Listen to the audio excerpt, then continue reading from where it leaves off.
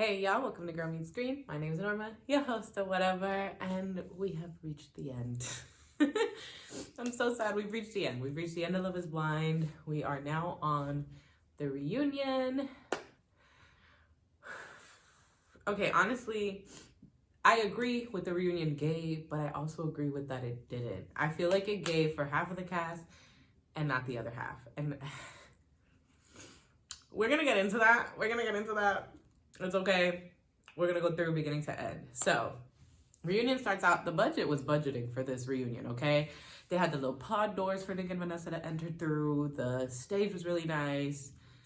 The live audience, the OG cast there, like, they was doing something, okay? They said, we're leveling up. We have had some confirmations on the social medias that there is a season 8 and 9. It was confirmed because Jesse Wu made a post about like, oh, so Chelsea's the reason that this cast, like these people were casted, because Chelsea does announce that she is casting for Love is Blind now. Tiffany slides into Jesse Wu's comments and is like, not too much on my girl. She didn't start until season 9. So we know that there have been at least 2 more seasons filmed, which is kind of exciting when you think about it, that this was this reunion. So like, they all better be to this caliber. Nick and Vanessa, y'all done messed up. But anywho, we jump in. We start with the OG cast being there. We had Matt and Colleen, Alexa and Brennan, Chelsea and Kwame, Tiffany and Brett. We also had Micah and Izzy there. And then we had Janina from season 1 with her new boo. They talk about how they're expecting. She's waiting to decide on the name to see if the baby comes out bland like her man or spicy like her. Let's be real, that's what she was saying. She was like, is it gonna be Blake or spicy like me? So once we see that the OGs are there, we jump right into Jeremy, Laura, and Sarah Ann. Jeremy is the only one that starts off on the stage.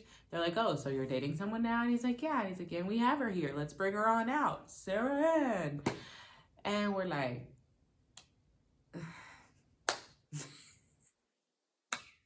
okay. They're like, what? She did not come out here.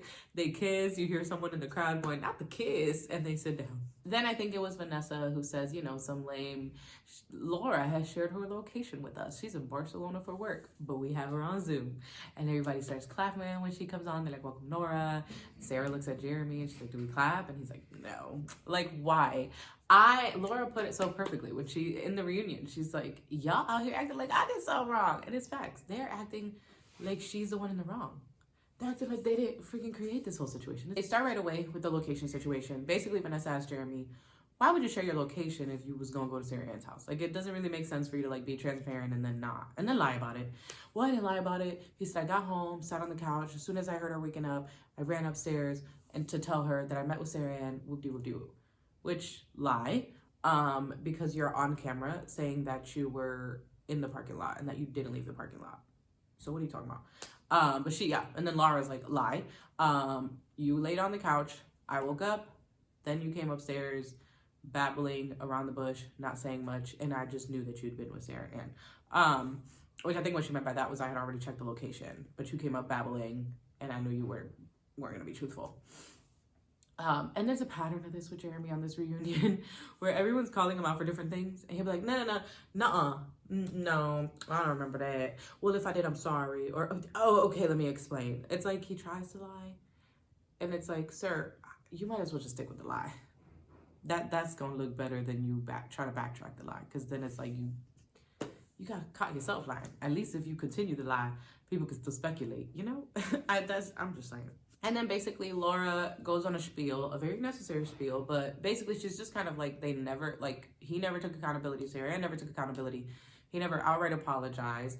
And, he's sitting here playing semantics. Like, you're not going to add details to make it worse. Like, it's bad on its own. Why don't you just focus on that? Like, him and Sarah Ann are acting like, well, we fell in love. How does that make us bad guys? And it's like, the problem isn't you falling in love. The issue is how y'all went about it. Like, what about that isn't clicking? And why can't you just acknowledge that? In life, y'all, it really is that simple most of the time. You do have to accept that people aren't always going to accept your apologies or accept that you're taking accountability. But, like, it's that just take accountability and then change. Like, take accountability and then do better. That's all you can do. That's the best thing you can do. Sometimes people will forgive you. Sometimes they don't. But, like, that's how you do life, okay? Like, let's just put that out there. But, yeah, then she mentions how Her grandma had a flight to come. Like they were getting married. He was not giving her any inklings that he was having doubts that he wanted Sarah Ann. She talked about how they checked in every day. Hey, where you at? 80%, 85%. She's like, never drop below 80. Like that same day that he talked to Sarah Ann till 5 in the morning, that was the same day he met her family. He met her family, had a great time. She said they kissed goodbye. Like they were good. They were good. And then, like she said, she's like, I think if I hadn't revealed that I saw the location, he would have kept lying. And I think so too. You're not gonna fool me to think otherwise. It's crazy work considering he told Sarah Ann he was gonna leave. That's beyond me, okay? In Laura saying this, I personally think it clicked for Sarah Ann, because she's just kind of like, I'm sorry. Like she gives a seemingly genuine apology of like, I really didn't mean for it to seem that way, to come out that way, for them to end up together the way they did. It seems genuine. Sarah Ann still got a lot of problems, but that moment seemed genuine. It seemed like a genuine moment of like, oh, you know, like I hadn't thought about it that way. Damn, I'm sorry. Jeremy's apology just seemed like, well, now I gotta apologize because you apologize. Because the whole time, honestly, Jeremy was letting that girl get dragged through the mud. He was just sitting there holding her damn hand like a damn fool, not saying nothing. And as soon as Shorty called him a clown, Sarah Ann jumped. Meanwhile, Jeremy is like, you're on your own. Because, like, they also show Laura and Sarah Ann talking at the lake party. Sarah Ann's apologetic. Laura's like, hey, he is the one who owed me something. Laura does later state that it felt more like her trying to get advice on how to date Jeremy, which she was like, what the fuck? But, I mean, I get her just kind of being, she was also heartbroken. She thought she was getting married. You know, like, she thought they just had some things to work on. So I get her kind of reacting more softly to Sarah Ann in that moment. In that scene, Laura does mention that he was only worried about being the villain, and he was like, now I'm gonna look worse than Jeremy. That's all he kept talking about, which I could totally see. If I'm being completely honest with you, I think that that's exactly what Sarah Ann and Jeremy's relationship is based on. It doesn't feel real. It seems like they've both made some sort of deal to, because he mentions like, oh, we'll get there, but like he mentions like, oh, we decided to be there for each other through all of this and protect each other, or whatever he says. Defend each other. I don't know. It sounds like they're both just trying to like lower the villain thing. And so they're like, if we're together, then it makes it seem like all that shit we did was worth it, you know? Because we'll get into the tumultuosity of their relation, the tumultuousness of their relationship. I don't know if those are words. I'm just using them. As we mentioned, he mentions Jimmy in that. So when they stop playing that footage, they look at Jimmy and everybody's like, damn, Jimmy's catching strays. He's like, man, can't catch a break. He's like, I got enough going on. But then he does say that in the pods, when the whole situation with Chelsea and Jess was going on, everybody was very comforting to him. Jeremy said to him, at least I can sleep knowing Jimmy is the villain. Jeremy, I don't remember saying that. If I did, it was joking. It was never to be taken serious. And I'm sorry that hurt you, or that I said that, whatever the hell. Another BS apology, if you ask me. Another moment of him acting like, what? No, I didn't. Oh, wait, yes, I did. But it was a joke, you know, and it's like, we're sick of you. And then I believe they either ask AD or all of them, like, oh, what do you think of Sarah Ann's apology or something? And AD's like, it's null and void because she still got with him. So, like, sorry for what? Which valid. I was kind of like, damn, that's kind of deep. They kind of eat a little bit, because for real, like, you can't really be all that apologetic if you there anyways. Essentially, then her and Jess are going back and forth, and Jess is just basically like, we all just think you could have handled it more respectfully and more been more considerate. Then we have Chelsea spilling beans, baby. She's pouring tea for everybody. She's just basically like, they were broken up every time I saw him, because they asked like, oh, they do ask like, has anyone, Sarah Ann, have you interacted with the girl since? And she's like, nope. They took me out of the group chat. Don't talk to them. And then later they say like, oh, well, has anyone seen Jeremy since that? And Chelsea's like, every time I've seen him, they've been broken up. And then he's like, when have you seen me? I've seen you once. I've seen you once. And she's like, you've seen me twice. And both times you told me you guys were broken up. And he's about to say like, when? Like, when did that happen? And when she says you've seen me twice and both times it's broken up, he goes, oh, okay. So, I mean, we've had our ups and downs like any relationship. We've gotten broken up and gotten back together, yes. But we decided in May that we decided to move in together. So we decided that we were going to work through it all. You guys, can I say something? For those of us who have seen the ex of his on TikTok with the story time about the pew pew, him putting a pew pew to her face, in the words of Jessie Woo, I believe it, because what did she say? When they were having issues, they decided that the smart thing to do would be to move out of town and start fresh. Seems to be Jeremy's move to like, oh, we're having issues. well, we just move in together, or we just take another big step together, right? Like, it just, I'm sorry, I believe her. Y'all tell me what you think. I believe her, but allegedly, I allegedly believe her. He allegedly held a pew-pew to her face. He allegedly was controlling and weird, and he allegedly suggested they move and start over. Then he allegedly did the same thing with Sarah Ann about moving in. You guys, breaking up twice in a year, think about that, okay? That's way too many times to break up in a year. I don't think you should break up any in a year if it's going to be a functioning relationship, but twice? It's only 12 months. That's no stability, because think about it. Arguments, just regular arguments where you don't break up, can take time to heal from, especially depending on how bad they are. Imagine a breakup. So, like, that's not a lot of time in between those two breakups that there were, like, happy, fun times, you know? And I feel like probably every breakup makes it worse. They bring up Sarah Ann's TikTok. We didn't miss, baby. We entertained you. Whatever she says. They basically just bring it up to be like, girl, so you just want to entertain. You ain't even really here for love. Are y'all even really in love? Are y'all even really a couple? And she's basically like, I was just saying that because I was getting hate. I was trying to, like, simmer down the hate, blah, blah, blah. Yeah, basically, Nick and Vanessa just bring it up to be like, love is blind is real. Like, don't, that, because she says that doesn't mean that's what it is. Like, girl, bye. Y'all doing too much to defend your honor. And then we end Laura being on Zoom with them with that she is dating someone, and then her just apologizing for being dip, clarifying we were close. That's just how, I have fun, I joke. And my opinion probably doesn't matter here because of the seriousness of the conversation people are having about bean dip and how they feel about it, how there might be some racial undertones, etc. So my opinion probably doesn't matter, but I commentate, I give my opinion on the show and everything that happens in it, so I'm gonna give it. And if you don't want to listen to it, don't listen to it, right? Like, just skip till you don't hear it anymore. As far as I've seen, bean dip was like a middle school thing. It wasn't a racial thing. A lot of people did it in middle school, so to me, it just seems like something she carried on from middle school that she still thinks is funny. Another thing is, some women, not me, honestly, I'll be real with you, I think it's weird. I don't like it, but I'm not judging. You do you. Just do it with people who are on the same page. Some women do that. I had a friend who loved to be like, let me touch your boob, let me touch your butt, damn girl. And I'm like, my no squares, please stop touching. But some women are like that. So I don't believe it was a racial issue. I think it's just, she's one of those girls. So that's how I felt about it. The Trevor of it all. I don't have much to say about this if I'm being honest. Clearly they just put Trevor on here to set an example. In court, when they give somebody crazy time to set an example, I feel like that's what they did with Trevor. They brought him on just to be like, this is what you don't do. You don't come on here for fame because we will find out and we will embarrass you. Now go, Trevor. Like, that's literally what they did. And that's why I feel like, I don't know why he came on. I mean, I know why they had him on. I don't know why he agreed. Maybe he thought if he just faced the music, it would help with his image, because clearly he was still with an ex throughout the shows and was saying that he was pretending and he was just doing it clearly for fame. It didn't work out that way, so now he's trying to act like he wasn't, but whatever. Yeah, I just don't, there's nothing he could have said that would make it better. So, like, there was really no point in him being here other than for, like, drama and for people to just trash him.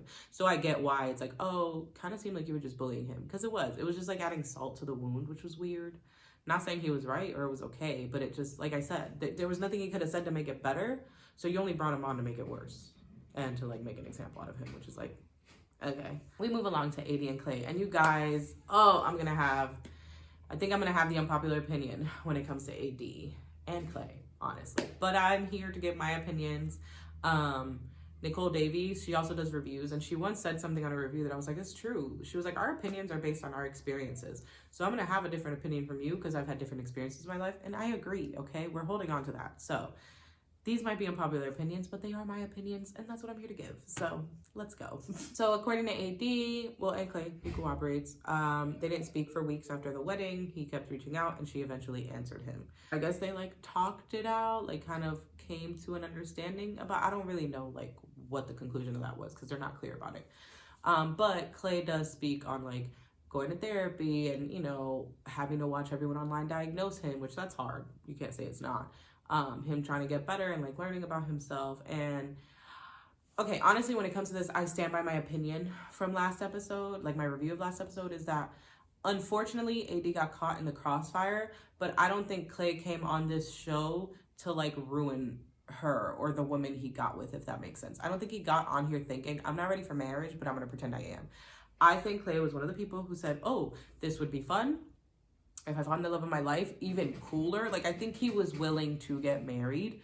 But obviously, I think like 80% of the people who come on these shows are like, it'll be a fun experience. If I get married, yay. You know, like, I am ready to share my life. So that would be a bonus. But this could also be a fun experience. Maybe there is some exposure in it. It's like I've heard people say, like, with people who like make videos or are artists or get on TV shows, things like that. It's like, you want the exposure, right? Like, no, there's a little part of you that wants even a little bit of it. So it's like, a lot of people go on there like, you know, and, you know, exposure is a plus. Like, it's all a plus. Like, let me just go have fun and anything can happen. And I think that's kind of the attitude Clay went on there with. And I think, unfortunately for him, he fell in love with someone and then was like, oh, shit, I'm not actually ready for this at all. Like I said in the last one, the issue wasn't AD. It wasn't that he didn't love her. It wasn't that she wasn't good for her. It was that he did not feel ready for marriage. He did not feel like he was whole and who he needed to be for her in marriage. You know what I'm saying? And so again, like I said, I still think like if she truly loved him, which I don't think she did, I think AD just wanted to be with someone. I'm going to be really, really real. A lot of women are in those spaces and that's okay. You know, you've got to be able to acknowledge it though so that you can change. But I think she just wanted to be married and it didn't matter to who. She proves that because in this reunion, we find out she went on 2 dates with Matt after that bull he pulled. Why?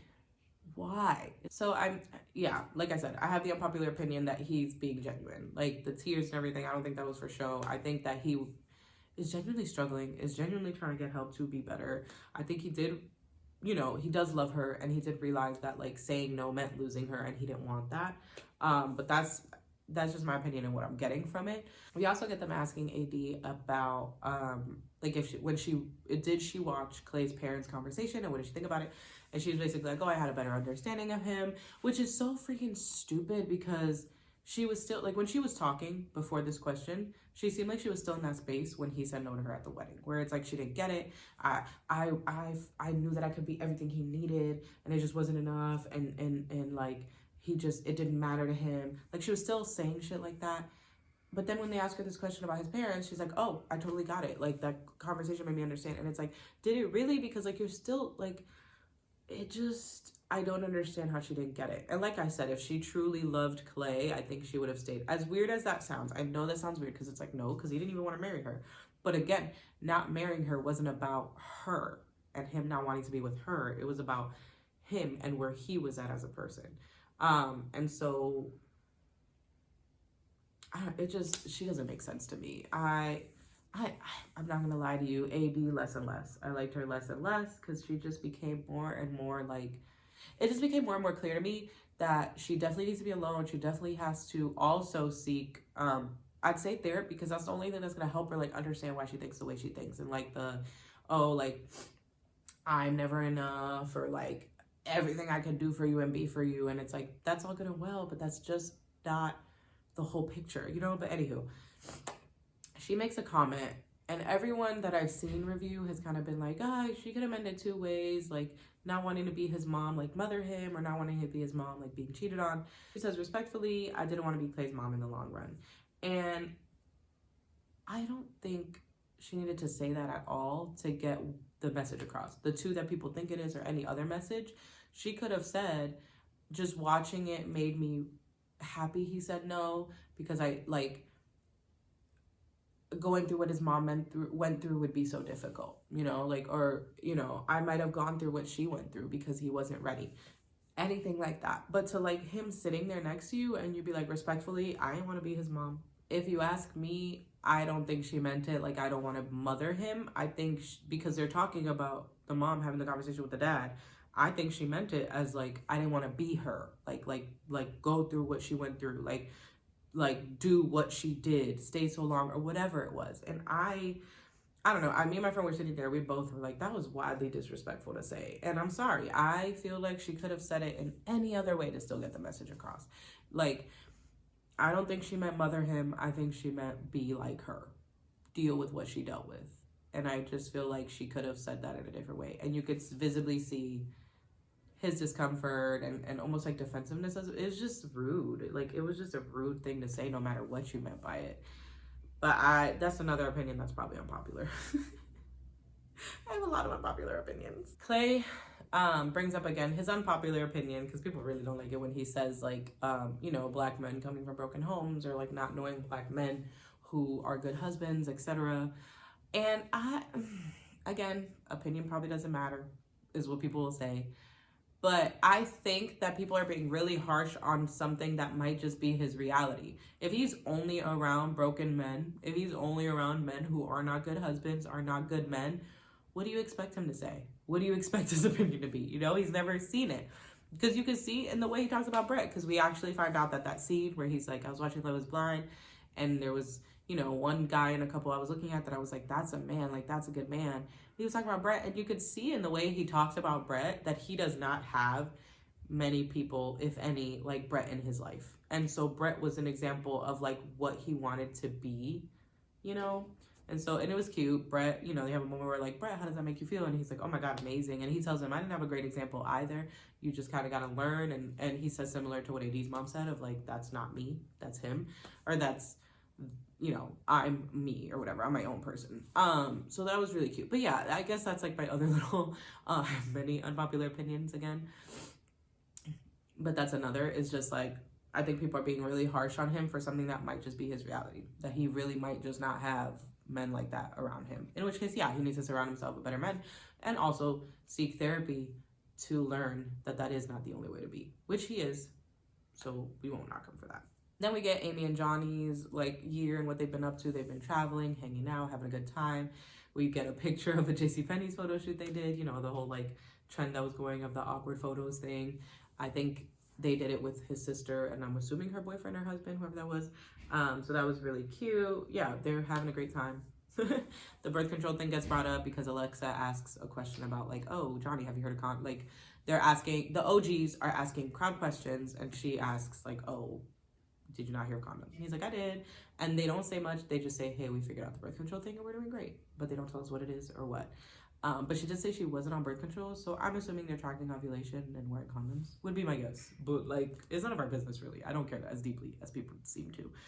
So, for the most part, the rest of this is OGs asking questions and like, them being answered and then other subjects coming up. So, they have Chelsea, Kwame's wife, like, OG Chelsea, ask if Autumn has seen the show. Jess basically said, that is Jess's daughter, if you didn't know, Jessica's daughter.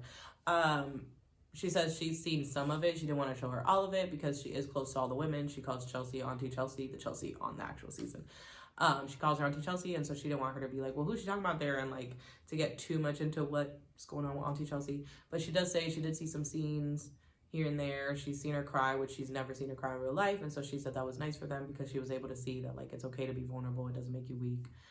Because like she said, she tried not to cry in front of her because it's like, you know, she was trying to show her a strong woman, and she's learned that like crying is not weak. From there, we jump into the topic of Laura and Jessica's conversation when they're like at a bar or something.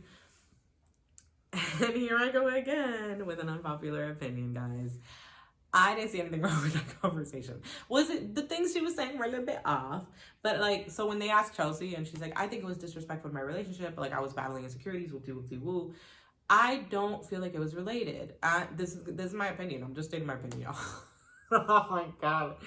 My comments are going to be lit up. I hope they are. I really want to hear what people think. Because I haven't heard many people with a lot of the opinions I've said. But anyways, I feel like Jessica was just talking to a friend. You're a liar if you say you've never spoken like that to a friend. If you've been in a similar situation where you liked somebody and they ended up dating a friend, or like something like what they're going through, which is also weird. We'll get into that. But we have all sat down with a friend and been like, oh, he's actually cute. Like, I really like him, but he's this, he's that. Like, you think he has a girlfriend now, but do you think he still thinks about me? Like, do you think it would make sense to message? Like, we've all done that. So like, it's so stupid to be like, oh, that was wrong. Because it was just her and Laura. She didn't act on it. Jeremy wasn't there. Laura didn't go back and tell Jeremy what she said. She didn't try to message Jeremy like Jimmy. Oh my gosh, this whole time. Jimmy. She didn't message Jimmy like Sarah Ann did Jeremy. You know, like, and so I feel like Chelsea saying like, oh, disrespect in my relationship, or like everything I was dealing with. It's like, but it has like, y'all didn't even find out about it. So like, it didn't play a factor in you. And also like, that was a conversation between her and Laura. Now I get where it gets sticky. I get where it's like, yeah, but Chelsea and Jess say they're friends. But you guys, we have to remember that, yes, there was a friendship between those two girls, but right next to that, both of those girls were talking to a guy and both fell in love with that guy. Jessica is allowed to feel the way she feels. Like, to pretend that they have to turn it off, like with Sarah Ann, I don't think that she was wrong in having her feelings. I think she was wrong in telling him those feelings while he's still engaged. Like, if she really cared enough to be like, oh, if it doesn't work out, I'll be here, then you could have just been there. And like I said before, waited for them to break up and then send the message. And so I have the same opinion with both women, where it's like, they're not wrong for love. She loved him. They're not wrong for that. She's not wrong for being like, you think he thinks about me? I don't know. Like, you think he'd want to see me? Like, she's literally just talking off feelings about a guy she loved. And so for Chelsea to say, I don't know, to me it seems unfair, because it's like, well, she loved him too. Like, no, she didn't get chosen, but she wasn't disrespectful to you. She didn't message him. Like, so to me it was a little bit weird to bring it up and, you know, her to feel like she had to apologize, or for people to try to say something was wrong with it. Like, was it a little bit like, okay, girl, yeah, but she was talking to a friend. She wasn't talking to Chelsea or Jimmy, or like, she didn't act on anything she said, and that's just my opinion on that. I'm moving on. I'm moving on before y'all tell me to delete my channel or something. Woo. Then we have Tiffany ask a question from the netizens, asking if Jeremy shares his location with her. And she's like, yeah, and he does willingly. Like, no duh, girl. No duh. They just, they look unhealthy, and it looks like I said, they just together to like save face. And then, of course, they make Messy Micah ask, like, how Jeremy's friend reacted to, like, her business being put out there. And he's just basically like, she's still mad that I even told her. He's like, but I did feel like it was important to tell her. However, we do find out that he told her in the pods. So she had all of this information before choosing him. So, to me, that makes it even worse that she said it on camera. Because like, Chelsea keeps holding on to the fact of like, this was my relationship, it was an issue in my relationship. She's basically like, I don't care, I should have been allowed to say it.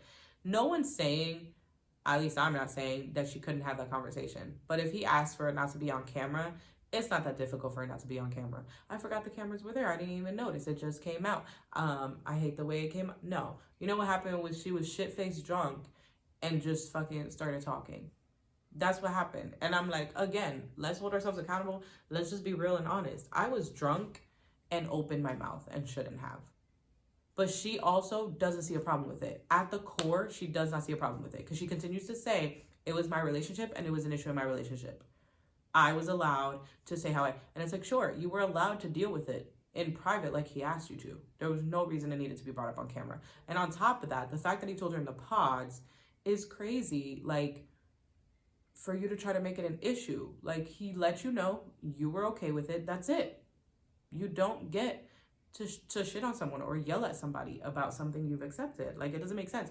And then she tries to downplay her friendship with her ex. When she meets his friends and they're like, oh, does it feel weird that he has friends that are girls? And she's like, well, no, because honestly, like, she's like, one of my guy friends is an ex of mine, and, you know, we still talk. We're still really close. And then every time he says they're close, she's like, we're not close. Oh my God. And he's like, oh, I must have misunderstood, or I must have misheard you. No, you didn't. She's just trying to freaking backtrack to make her point make sense. Like, it's so stupid to me. He's like, he was the first person you FaceTime when you got home. Y'all don't think that's weird? Y'all don't think that means they're close? If that's the first person she thought to FaceTime before all her friends that are girls and all. Come on. Why are we letting her play down? Along with this, they asked Jess and Jimmy about the chemistry and how things felt when they met at the lake. They both kind of stand by like, oh, it's more of a friendship thing. Jess is kind of like, you know, I think we both had an understanding in that moment that it just wouldn't work. She says how he did. It's going to get a little loud, guys, because the kids are leaving their last special. So I apologize, but I got to wrap it up. Yeah, they're basically like, the chemistry was more of like a friendship chemistry. Yes, there's still love there. Yes, there's that connection, but it just isn't something that could turn into more. And they both know that, basically. We have Jess calling Jimmy out. They're like, okay, so are you and Jimmy friends? And she's like, I thought we were. He's like, what? And so they start going back and forth, because he's basically like, your attitude, the way you spoke to me, like, at our last conversation was crazy. And she basically brings up an interview, and he stands by the fact that, because in the interview he says 10 minutes in, she walked out on him and she was nasty to him and all of this stuff. And oh, she got a good edit. And people seem to not think like, oh, that wasn't even that bad. Like, there's nothing for her to be mad about. I think there is, because he definitely was trying to like throw her under the bus or like distract from himself. That's what it seems like. Like, that's what that comes off as. And then what's crazy is he says, yeah, 10 minutes in, she walks out. She's like, it wasn't 10 minutes in, it was like an hour. And he's like, I'll give you 45 minutes, but I still believe it was 10. And so she's basically like, okay, show the proof. So they do. I wish they had shown the proof like on the reunion so they could react to it, but they kind of like put the proof into the reunion, if that makes sense. So like they weren't watching it, but we got to see it. I'm looking over here because I'm going to read it exact, okay? They started talking. They were talking for an hour and 23 minutes before they mutually decided to take a break. And even then, she wasn't heightened. They both were just like, yeah, we need a break. And they both left. 8 minutes later, they come back in. 50 minutes after that, she says, hey, I just feel like at this point, I'm like trying to convince you to be with me, and I don't want to do that. I want to give you your space and peace to decide what you want. Just calmly talking to him very nicely. I'm not saying I'm giving up on you. I don't love you. I just need to let you do your thing. Grand total of 2 hours and 13 minutes of talking that he has said are 10 minutes. Very big difference. Very big difference. And when you hear him in the interview, she was so nasty to me. 10 minutes in, she walked out. She stormed out, is what he's saying. It's all lies. It is a big deal because he's presenting her in a certain light that wasn't true. On top of that, people saying she was nasty to him. No, she wasn't. She literally was just freaking holding him accountable to say, like, you haven't shared any feelings with me. How the hell do you feel about me? I've given you a letter. I've told you I love you. What the heck? That is, she was being reasonable, and she wasn't, to me, even being unhealthy in her the way she was speaking to him. Not to mention him claiming that she was nasty to him, stormed out in 10 minutes, making it sound like she went freaking Coco Loco Latina on him. Like, she's not Latina, but you know, like making it seem like she went wild. And then you're watching it and she didn't. To me, that's foul. And I know people are like, he didn't really say anything bad about her. That's foul. He tried to present her in a light that wasn't her. And to say she got a good edit, when she's like, if I had a good edit, they wouldn't have aired that conversation with me and Laura. They wouldn't have aired that EpiPen bullshit. And of course, they bring up Megan Fox. But I hate that they just brought it up in the joking terms, in terms of like, girl, you don't look like her. And her being like, oh my God, I got dragged. What I hate, for one, is that, again, we have Chelsea minimizing things that have actually happened. Like with his parents. We haven't really had arguments. More like conversations. But you was arguing. You was going in. Don't do that. And the same thing with the Megan Fox. It's a little comment I made, and that's what happened. You know, like, you could say your favorite color is pink. She's trying to downplay it, and it's like, baby, everybody knows what you were doing. Also, in a situation where you're not supposed to know what each other looks like, it's cheating. Why did you say who you look like, or who you think people say you look like? Like, y'all know how I feel about it. I've reiterated it. I think she knew what she was doing when she said she looks like Megan Fox. I think she was just trying to beat Jessica to the punch. She saw that they both like the same guy. The insecurity got the best of her, and she felt like if she won that guy, it would mean that she was better than her. You get what I'm trying to say? Like when you're insecure and you want to feel like you're better than a woman. And so she felt like, if I get this guy, I win. I genuinely, allegedly feel like that's what it was. And I hate that they didn't talk more about that. Like, girl, why didn't they talk more about how insecure she was being and manipulative? Because I'm uncomfy. It makes me sad. That was all manipulative. I don't care what anyone says. It was all manipulative. And then Chelsea thinks that coming out now in real time to be like, and I'm in therapy, okay? So it's fine. Again, she doesn't know how to hold accountability. And every argument with Jimmy, it was like, well, you too. We both have things to work on. You too. And it's like, girl, just take accountability. I sucked in that moment. My bad. Like, it's that easy. I don't know. I personally feel like they did not hold her accountable enough, and it was really frustrating. Then we get like a little montage of Bliss and Zach's baby shower. They're from, I think, season 4, I want to say. Yeah. Very cute, but like they post all that shit on social media. We didn't need that put into this reunion. That had nothing to do with them. But that's just me. I don't know. I mean, it was still cute, I guess. It just didn't belong there to me.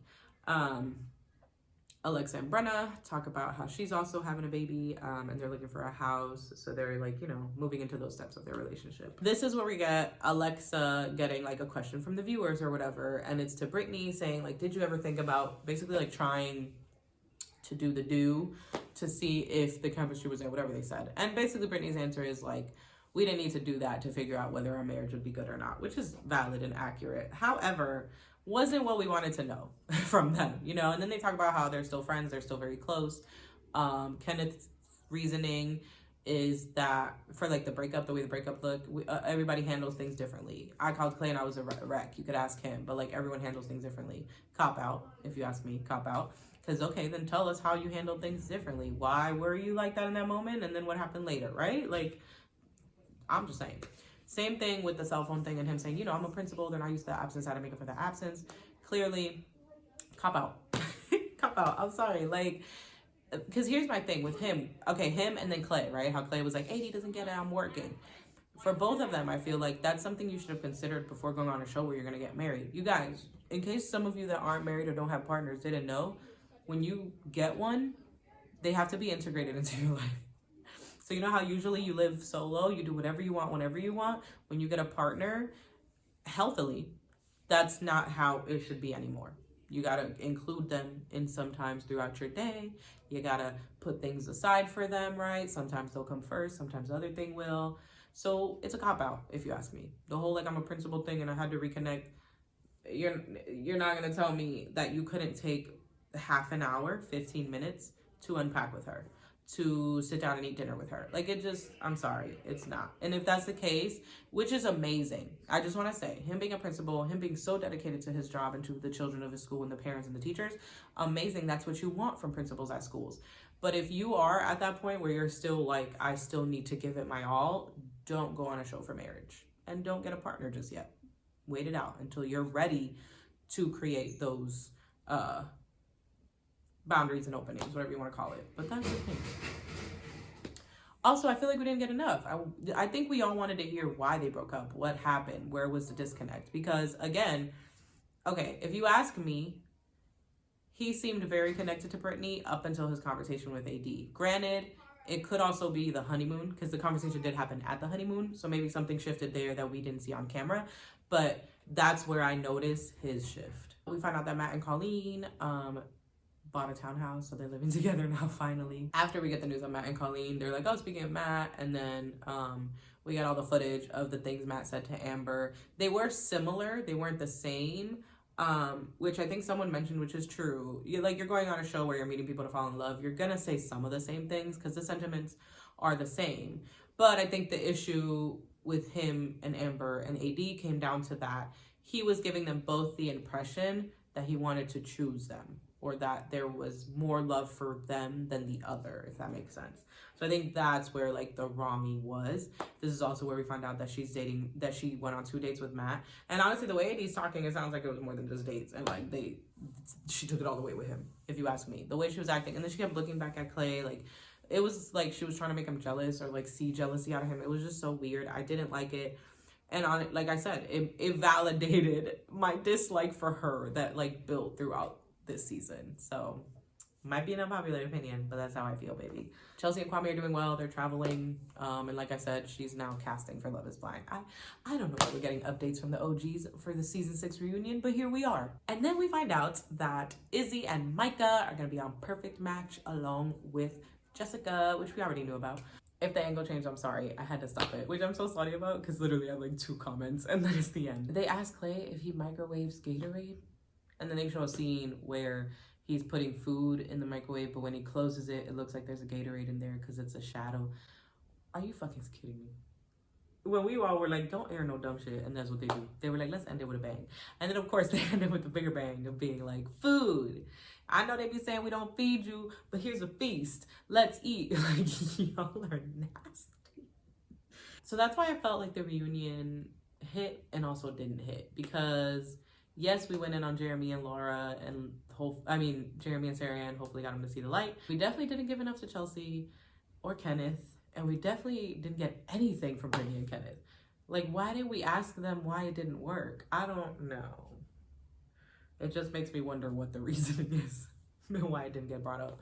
Because like the way they ended, obviously people wanted to know. So it's weird that they just kind of avoided it, but whatever. It is what it is. The season's done. What can we do now other than like see what they post online, what the people post online. But anywho, I hope you enjoyed. Like the video if you did. Comment your thoughts down below. I really want to know if anyone shares my unpopular opinions or if y'all are like, you're canceled and you're done and I'm unsubscribing. That being said, subscribe so you can make up the difference for me. And I'll catch you in the next one. Bye.